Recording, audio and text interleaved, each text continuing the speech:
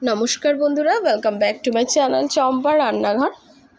आज आमी आपनादेर संगे शेयर करब सुजी और चिड़े दिए दुर्दान्त स्वादेर आप्पामेर रेसिपि, जेटा सकाल बा बिकेले ब्रेकफास्टे बा नास्ताते आपनारा खेते पारेन।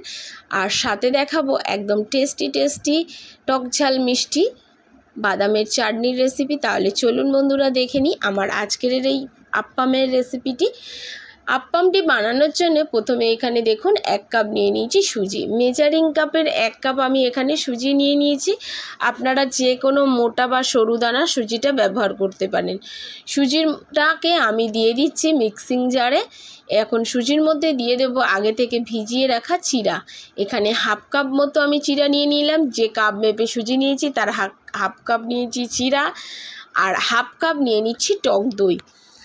এবারে এর মধ্যে দিয়ে দেব পরিমাণ মতো লবণ আর দিয়ে দেব 1 টিস্পুন চিনি।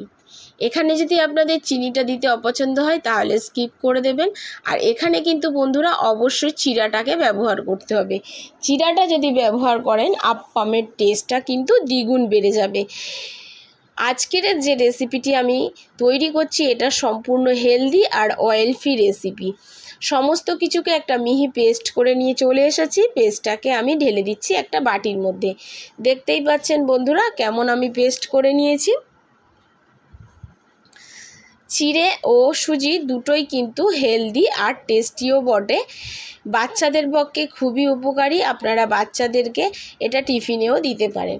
এবারে মিক্সির জারটিকে খুব ভালো করে ধুয়ে নিয়ে আমি দিয়ে দিলাম ওই পেস্টের মধ্যে। এবারে খুব ভালো করে জলের সঙ্গে পেস্টটাকে ভালো করে মিশিয়ে নেব, সুজির পেস্টটাকে। দেখতেই পাচ্ছেন বন্ধুরা। আর ব্যাটারের ঘনত্বটা আপনাদেরকে দেখিয়ে দেবো যে কেমন রাখতে হবে।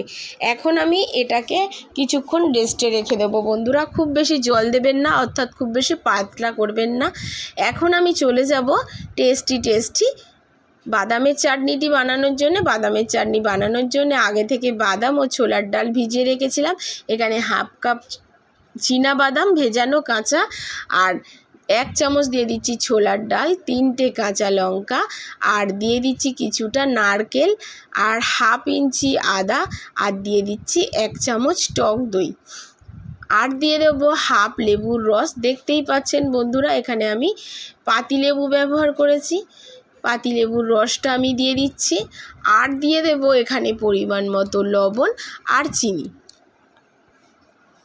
অবশ্যই এখানে চিনিটা দেবেন বন্ধুরা, তাহলে টেস্টের ব্যালেন্সটা একদম ঝাল ঝাল টকটক মিষ্টি মিষ্টি খেতে লাগবে এই বাদামের চাটনিটি। অবশ্যই এইভাবে একবার আপ্পাম বানিয়ে বাড়িতে খেয়ে দেখবেন আর আমাকে কমেন্ট করে জানাবেন যে কেমন বানিয়েছিলাম বা আপনাদের কেমন হয়েছিল। এবারে দেখুন বাটিতে এই বাদামের চাটনিটিকে আমি ঢেলে নিচ্ছি। একটা বাটিতে বাদামের চাটনিটিকে ঢেলে নিচ্ছি। এবারে দিয়ে দেবো এর ওপরে একটা তড়কা দিয়ে দেবো। তড়কাটা দিতে চলে যাব। দেখুন একদম মিহি পেস্ট বানিয়ে নিয়েছি। এবারে কড়াইতে একটা হাতার মধ্যে আমি দেখুন কিছুটা সর্ষের তেল নিয়েছি। এখানে আপনারা সাদা তেলেও করতে পারেন, সর্ষের তেলেও করতে পারেন। তেলটা গরম হলেই দিয়ে দিচ্ছি কালো সর্ষে আর 2টো কাঁচা লঙ্কা আর দিয়ে দেব কিছুটা কারি পাতা। গ্যাসটা আর ফ্লেমটা অফ করে নিয়ে কারি পাতাটা দেবেন বন্ধুরা। আর খুব সাবধানে এই কাজটি করবেন, এই সময় কিন্তু খুব তেল ছিটকোয়। দেখুন হয়ে গেছে। এখন চাটনির মধ্যে আমি ওই তড়কাটা দিয়ে দিলাম। আর এই সময় কিন্তু চাটনিটা খেতে একদম অপূর্ব লাগবে বন্ধুরা।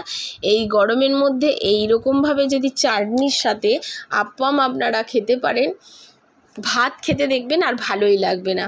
এবারে চলে যাব ব্যাটারটা 10 মিনিট হয়ে গেছে রেস্টে দিয়ে রেখেছিলাম। এবারে দেখুন ব্যাটারের ঘনত্বটা আমি আপনাদেরকে দেখিয়ে দিচ্ছি কেমন হয়েছে। দেখতেই পাচ্ছেন। এবারে দিয়ে দিচ্ছি হাফ চামচ মতো বেকিং সোডা। এখানে অবশ্যই বেকিং সোডাটা ব্যবহার করবেন বন্ধুরা। যদি আপনাদের কাছে বেকিং সোডা না থাকে সেক্ষেত্রে ইনো ব্যবহার করতে পারেন। বেকিং সোডাটার সঙ্গে খুব ভালো করে ব্যাটারটাকে আমি মিশিয়ে দিচ্ছি। দেখতেই পাচ্ছেন বন্ধুরা খুব ভালো করে মিশিয়ে দেওয়ার পরে দেখুন ব্যাটারের ঘনত্বটা ঠিক এই রকম হয়ে গেছে। দেখতেই পাচ্ছেন খুব বেশি পাতলাও নয় আবার খুব ঘনও নয়, নিশ্চয়ই আপনাদেরকে বোঝাতে পেরেছি যে ব্যাটারের ঘনত্বটা কেমন রাখবেন। যে হাতা বা চামচ নিয়ে দেখবেন, তা থেকে কিন্তু খুব সহজে এই ব্যাটারটা কিন্তু পড়ে যাবে না, দেখতেই পাচ্ছেন। এবারে দেখুন একটা প্যান বসিয়ে নিয়েছি, আর প্যানটাকে খুব ভালো করে একটা কিচেন টাওয়ালের সঙ্গে দিয়ে মুছে নিচ্ছি। নিয়ে প্যানটাকে একটু গরম হতে দেবো। আর যতবার আপনি কড়াতে ব্যাটারটা দেবেন ততবার কিন্তু হাতা বা চামচ দিয়ে খুব ভালো করে নাড়াচাড়া করে নেবেন। দেখতেই পেলেন। এবারে 1 হাতা ব্যাটার আমি ওই প্যানের মধ্যে দিয়ে দেবো বন্ধুরা। প্যানটা গরম হয়ে গেছে, 1 হাতা ব্যাটার দিয়ে দিলাম। দেখুন বন্ধুরা, দেওয়ার সঙ্গে সঙ্গে একদম ছিদ্রযুক্ত কতগুলো ছিদ্র হয়ে গেছে। এবার 30 থেকে 40 সেকেন্ড মতো এটাকে ঢাকা দিয়ে রাখবো। দেখুন কতটা সুন্দর হয়েছে, আর কত সুন্দর এর গায়ে ছিদ্র তৈরি হয়েছে। এবার এটাকে তুলে নেব। দেখুন বন্ধুরা কতটা সুন্দর হয়েছে। আবারও আর একটা বানিয়ে আমি আপনাদেরকে দেখিয়ে দেবো। এটাকে গায়ে পেছনটাও দেখেছেন কত সুন্দর কালার এসেছে।